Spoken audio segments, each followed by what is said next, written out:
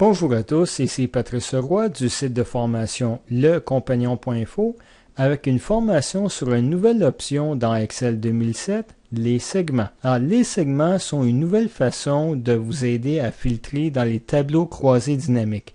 Alors, on va premièrement créer rapidement un tableau croisé dynamique avec les données que nous avons là et ensuite je vais vous montrer les segments. Alors, première chose, il faut mettre son curseur à l'intérieur de notre liste de données. Sous l'onglet Insertion, vous avez l'option Tableau croisé dynamique. On vous demande l'étendue des données, c'est bien ça, j'appuie sur OK. Et nous avons un tableau croisé dynamique vide. Alors, il est temps de le remplir avec 3 données.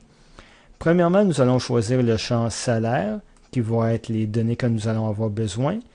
Le champ Titre, avec les positions des employés, va apparaître ligne par ligne.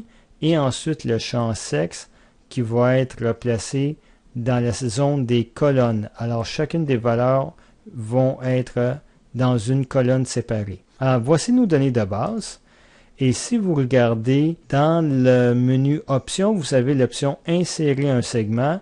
Vous avez aussi la même option à l'intérieur de l'onglet Insertion et Segments. D'après la liste des champs que vous avez, on va vous demander de choisir quels sont les champs sur lesquels vous voulez filtrer. On va en choisir 2, les titres et le sexe des employés. J'appuie sur OK. Et vous avez 2 boîtes qui apparaissent avec la liste de toutes les valeurs possibles.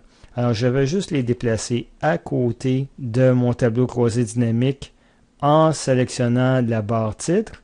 Je peux aussi redimensionner la fenêtre pour qu'elle soit plus facile à utiliser.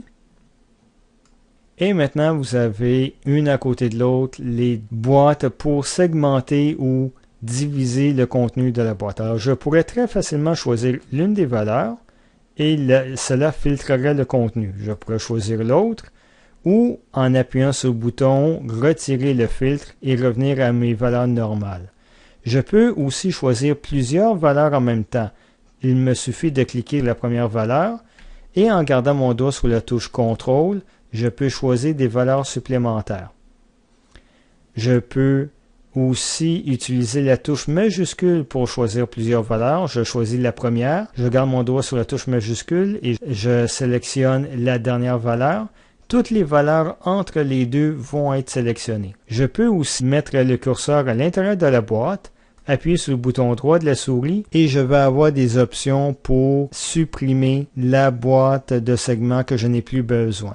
C'est tout pour expliquer les segments dans Excel 2010.